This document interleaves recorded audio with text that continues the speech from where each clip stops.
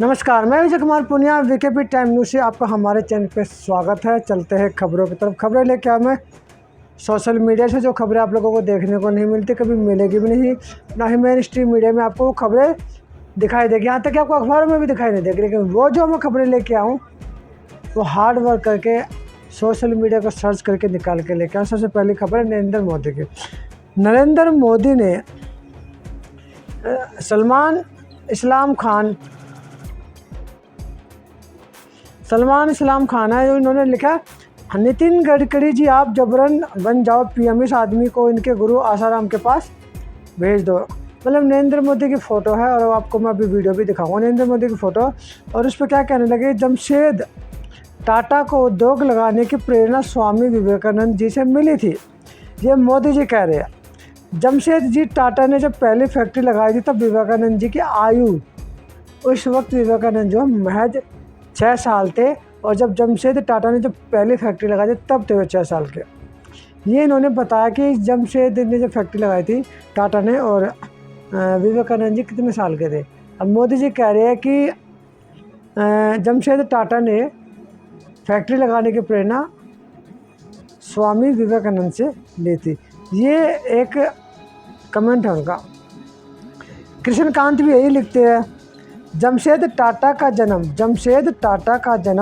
1839 में हुआ था। 1858 में ग्रेजुएशन किया, पिता के एक्सपोर्ट बिजनेस में लग गए। स्वामी विवेकानंद का जन्म 1863 में हुआ था। जमशेद ने पहली कंपनी 1869 में शुरू की थी। विवेकानंद मात्र 6 साल के थे।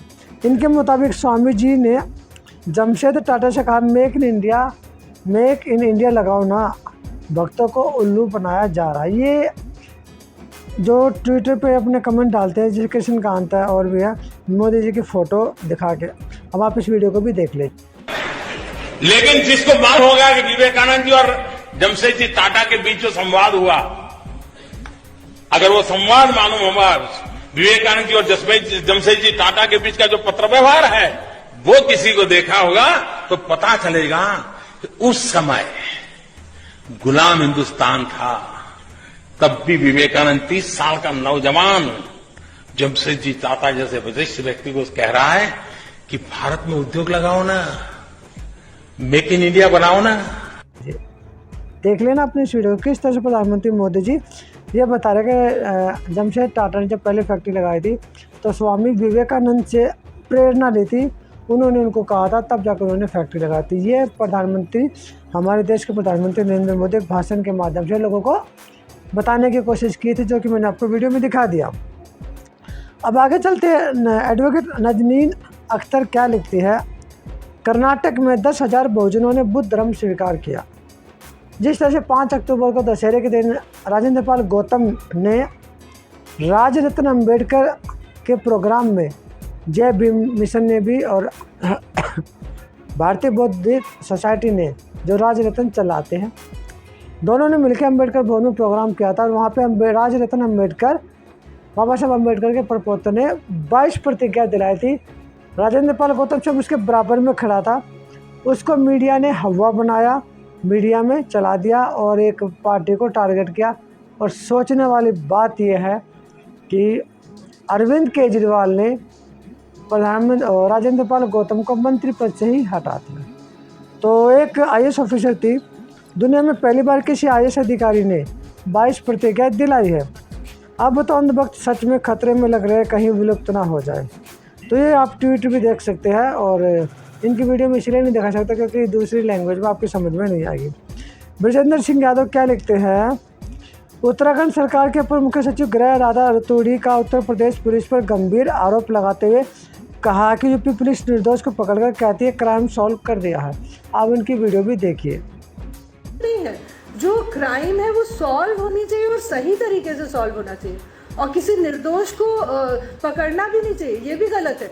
कई बार यूपी पुलिस क्या करती है, किसी निर्दोष व्यक्ति को पकड़ के वो कहती है कि हमने सॉल्व कर दिया, ये भी गलत है। अगर आप एक निर्दोष व्यक्ति को सज़ा देंगे तो उससे और 99 और अपराधी पैदा होंगे। तो अपराध का सही विवेचना होनी चाहिए, सही लोगों को सज़ा मिलनी चाहिए। आपने देख लें इनकी वीडियो को, किस तरह से सीधा उत्तर प्रदेश की पुलिस पर ये इल्ज़ाम लगा रही है, क्योंकि किसी भी निर्दोष व्यक्ति को पकड़कर साफ साफ कह देती है कि हमने क्राइम को ख़त्म कर दिया और सोल्व कर दिया, और निर्दोष व्यक्ति को उठा के जेल में डाल देते। प्रकाश राज परोड़ी क्या लिखते हैं, एमपी के छतरपुर में एक पिता अपने 4 साल की मृत बेटी का शव कंधे पर ले जा रहा है। यह पिता असल में मर चुके हुए पूरे सिस्टम की कहानी को लेकर जा रहा है। यही है भाजपा शासित राज्यों का काला सच। आप इस वीडियो को भी देख सकते हैं।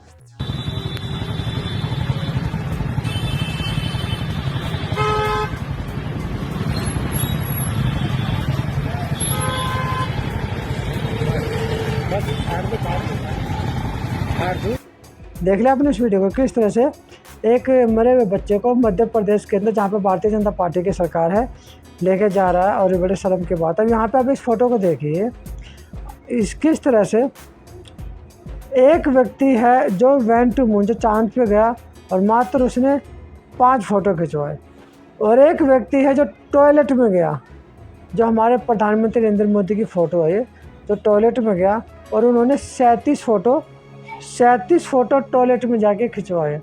तो ये कंपैरिजन किया गया कि हमारे प्रधानमंत्री जो है फ़ोटो कितना खिंचवाते हैं। मुनमुन साहनी क्या लिखते हैं, यूपी के कुशीनगर के सरकारी स्कूल में पाएगी 52 शराब की पेटियाँ। फ़ोटो आप देखिए, 52 शराब की पेटियाँ उत्तर प्रदेश के अंदर मिली हैं। और तो ये थी आज की। और अब मैं आपको एक वीडियो और दिखाता हूँ, आप इस वीडियो को देखिए। 150 साल तक हिंदुस्तान अंग्रेजों का गुलाम रहा। लड़े राम प्रसाद बिस्मिल, तब हिंदुस्तान आजाद हुआ। लड़े अशफाकुल्ला खान, तब हिंदुस्तान आजाद हुआ। लड़े अल्लामा फजल खैराबादी, काला पानी की सजा दी गई, तब हिंदुस्तान आजाद हुआ। मौलाना हसरत मुहानी से जेल में चक्कियां पिसवाई अंग्रेजों ने, तब हिंदुस्तान आजाद हुआ। गांधी जी की शख्सियत को दूभर बना दिया गया, तब हिंदुस्तान आजाद हुआ। जवाहरलाल नेहरू, जिनका कपड़ा पेरिस से धुल के आता था, जब नंगे तंगे बनकर के मुल्क की आजादी के लिए लड़ने के लिए खड़े हुए, तब हिंदुस्तान आजाद हुआ। मौलाना आजाद जेल में हैं और उनकी बीवी की हालत बहुत खराब है। नेहरू गए थे मौलाना आजाद के पास कि मौलाना, अंग्रेज अदालत कह रही है कि अगर मौलाना लिख करके दे दें कि मैं अपनी बीवी को देखने जाना चाहता हूं तो मैं आजाद कर दूंगा, और मौलाना आजाद तुम्हें छोड़ दूंगा। मौलाना आजाद ने कहा, नेहरू जी जाके कह दीजिए अदालत से कि एक तरफ मेरी बीवी बीमार है, ये सच्चाई है, और दूसरी तरफ मेरी मां गुलामी की जंजीरों में जकड़ी हुई कराह रही है।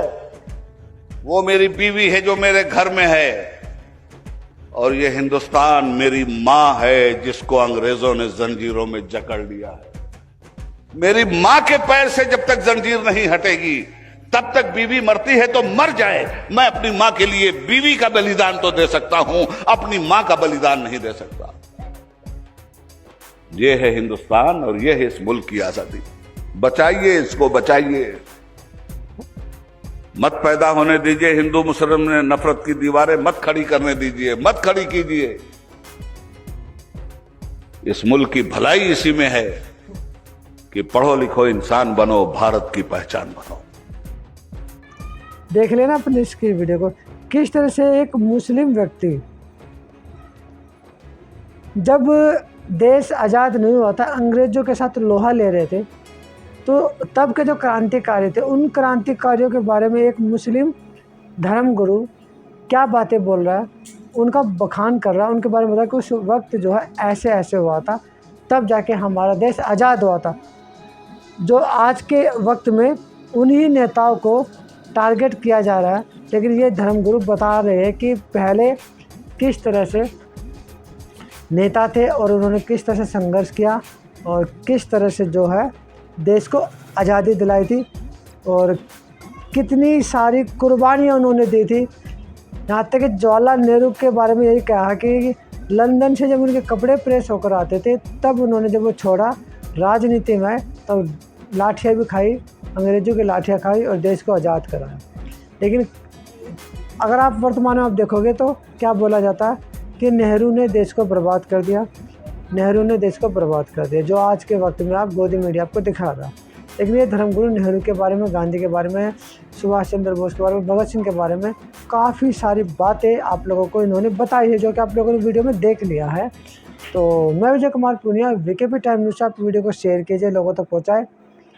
और त्यौहार नज़दीक आ चुके हैं, खुशियाँ मनाएं, आपस में प्रेम सद्भाव बरसाएं, एक दूसरे से प्यार करें, एक दूसरे को खुशियाँ बांटें। और हमारी तरफ से भी तमाम लोगों को जितने भी त्यौहार आ रहे हैं सभी त्योहारों की ढेर सारी भरपूर टोकरे भर भर के शुभकामनाएं।